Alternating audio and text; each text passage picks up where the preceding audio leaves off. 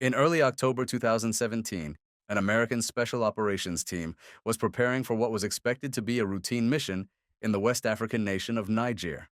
Their goal? To gather intelligence, meet with local leaders, and disrupt ISIS linked militant activity in the region.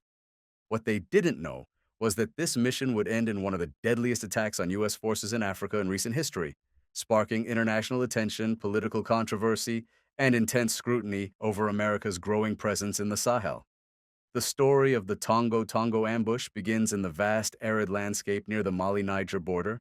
This region is part of the Sahel, a semi-arid band of land stretching across the continent just south of the Sahara Desert. It's a lawless and unstable area where extremist groups like ISIS in the Greater Sahara ISGS, Al-Qaeda in the Islamic Maghreb, and various tribal militias operate with near impunity. By 2017, the U.S. had quietly increased its military footprint in Niger. Though not officially at war, American forces had partnered with local militaries in an effort to train, advise, and assist regional forces and prevent the expansion of terrorist groups. One of these partner forces was a small detachment from the Nigerian Army, working alongside U.S. Army Special Forces, better known as the Green Berets. On October 3rd, a joint patrol of 11 U.S. soldiers from Operational Detachment Alpha 3212, along with approximately 30 Nigerian soldiers, left their base near Wallam, headed toward the village of Tiloa. Their initial task was to meet with local tribal elders to gather intelligence about the whereabouts of Dondushifu, an ISGS commander suspected of involvement in several regional attacks and possibly linked to the kidnapping of a Western aid worker. According to the mission briefing, this was a low-risk operation. There were no expectations of enemy contact. The team, lightly armed and traveling in unarmored vehicles, was not outfitted for direct action. They had no drone support and limited air cover. Nonetheless, they proceeded into a volatile region known for cross-border insurgent activity. After reaching the village and completing their meeting, they were informed that Shefu may be hiding in the vicinity of the Mali border. Higher command then ordered a shift in mission objectives. The team was instructed to proceed further north to investigate the intelligence. This was where the problems began. There was confusion about mission parameters, a lack of clear coordination, and minimal ISR, intelligence, surveillance, and reconnaissance assets. Despite these gaps, the team pushed on. By the early morning of October 4th, after spending several hours in the field with no sighting of Shefu, the team was told to begin their return journey to base. As they approached the village of Tongo Tongo, the Nigerian troops stopped to resupply with water and speak with locals. The pause lasted longer than expected. Some locals appeared nervous, and unknown to the Americans, word of their presence had already reached enemy ears. At approximately 11:40 a.m., just outside Tongo Tongo, the joint patrol was ambushed. Dozens of enemy fighters, estimated between 50 to 100, emerged from the bush and tree lines on motorcycles and foot, armed with AK pattern rifles, PKM machine guns, and RPGs.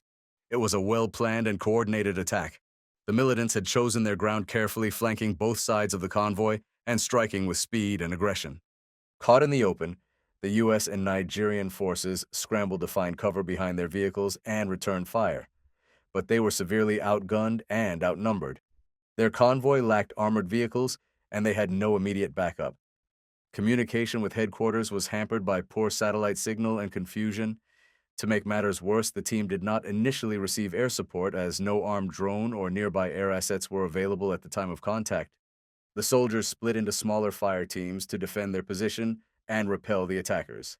In the chaos, Staff Sergeant Brian Black, Staff Sergeant Jeremiah Johnson, and Staff Sergeant Dustin Wright were killed during the firefight. Sergeant LaDavid Johnson became separated from the group in the confusion. His disappearance would later become a central part of the controversy surrounding the mission. Overhead, after a delay, an unarmed drone arrived on station and began providing visual feed to commanders, but without weapons, it could do little to assist directly. French Mirage jets were later scrambled from a nearby base in Mali and conducted a low pass to scatter the attackers, but they were not permitted to engage without visual confirmation of enemy combatants. As the firefight continued, surviving team members attempted to recover their wounded and locate missing personnel. At one point, the team made a call for a medical evacuation, but the delay in confirmation and lack of armed escort delayed response. Despite being wounded, American and Nigerian troops held their ground for over an hour. Eventually, with air support arriving and the enemy dispersing, the team managed to extract, but the losses were significant. 4 American soldiers were killed and several others wounded. It was one of the deadliest attacks on U.S. forces in Africa since the 1993 Battle of Mogadishu. Back home, the news of the ambush triggered a political firestorm. Lawmakers questioned the mission planning, intelligence gaps, and whether the soldiers had been given adequate support. The Gold Star families demanded answers. Investigations were launched, and the Pentagon released a detailed report months later. But questions lingered. Why were these men sent into hostile territory without proper air cover? Why was the mission altered mid-operation, and who ultimately bore responsibility? These are the questions that shaped the narrative after Tongo Tongo.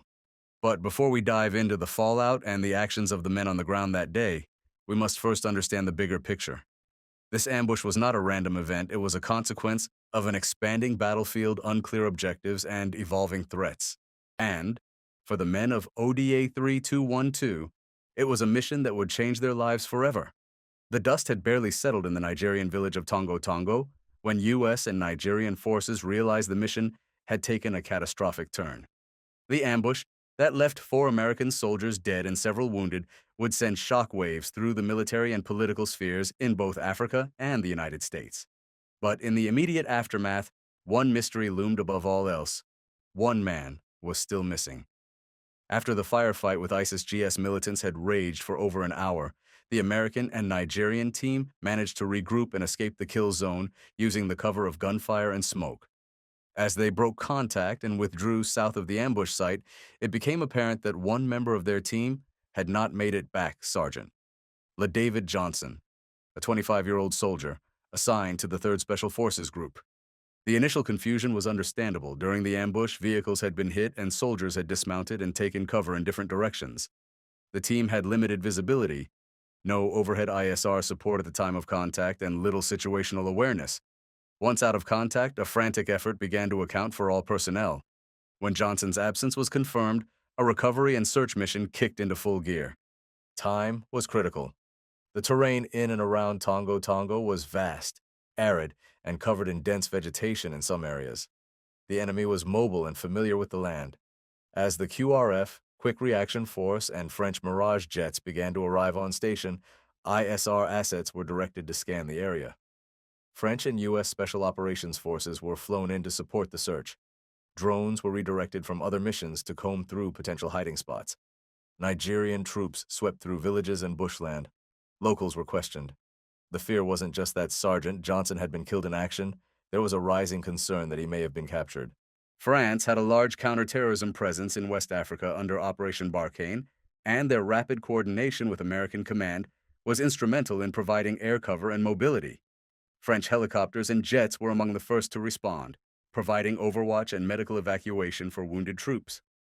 Despite the language barrier and the friction of multinational coordination in a fluid environment, French and U.S. teams managed to work in unison. Still, ground assets remained limited in the critical hours after the ambush. The rugged terrain slowed progress, and the possibility of enemy fighters still lurking nearby made every movement dangerous. It would take nearly 48 hours before Johnson's remains were found. His body was located by Nigerian villagers, roughly 1 kilometer from the site of the initial ambush. Forensic evidence would later suggest he had been separated from the main element during the firefight and attempted to break contact on foot. He was likely engaged by ISIS-GS fighters while evading capture. Reports indicated that he had been shot multiple times, and his body was found with evidence that he had fought to the end. The delay in recovering his body would become a central issue in the public scrutiny that followed. Questions emerged: why did it take so long to locate him? And was the U.S. military unprepared for this kind of contact in Niger? Why was a Special Forces team operating in such a hostile area with limited air support and no ISR at the start of the mission? News of the deaths, particularly that of Sergeant Johnson, who was African American and from Miami, sparked national attention. His widow, Maishia Johnson, became a central figure in a political firestorm when a condolence call from President Donald Trump was criticized for its tone. The controversy widened an already growing public interest in the mission, with many Americans asking, what were our troops doing in Niger? Congress requested classified briefings. The Pentagon released a timeline of events. The ambush, which had previously gone unnoticed by the wider public, suddenly became a litmus test for U.S. military operations in Africa. Analysts began to question the scope of AFRICOM's activities and the resources available for special forces in the Sahel. Inside the Department of Defense, the Tongo Tongo ambush triggered a full review of operational planning and mission approvals. Criticisms included the mission had changed scope multiple times before execution. The team lacked immediate access to ISR, CAS, close air support, and a QRF. The intelligence on the enemy presence in the area had been underestimated. There was poor communications infrastructure in case of emergencies. Changes were made in how similar missions would be greenlit in the future. Risk assessment protocols were tightened. U.S. Special Forces teams began operating with better contingency planning, air support guarantees, and closer integration with partner forces. Despite the controversy, the bravery of those involved could not be denied. The 4 soldiers who died, Staff Sergeant Brian Black, Staff Sergeant Jeremiah Johnson, Staff Sergeant Dustin Wright, and Sergeant David Johnson, were posthumously awarded Bronze Stars with Valor, among other recognitions. Accounts from surviving team members and Nigerian allies describe heroic efforts to hold off the enemy, evacuate wounded, and recover remains under fire. One Special Forces soldier was wounded but refused evacuation until his teammates were safe. Staff Sergeant Wright and Johnson reportedly attempted to drag each other to safety before being overrun. Their actions speak to the bonds forged in combat and the ethos of the Green Berets: never leave a man behind, even at great personal risk. The Tongo Tongo ambush aftermath was not just a recovery mission. It was a brutal wake-up call for the risks U.S. forces face in shadow war zones far from the spotlight. The loss of Sergeant Johnson and the other team members underscored the volatility of operations in Africa's Sahel region, where extremist groups operate across porous borders, and U.S. forces work with local allies in murky combat environments. Yet, even in failure, the resolve of the men who fought that day, and those who came to recover them, became a somber reminder of duty, sacrifice, and the human cost of irregular warfare.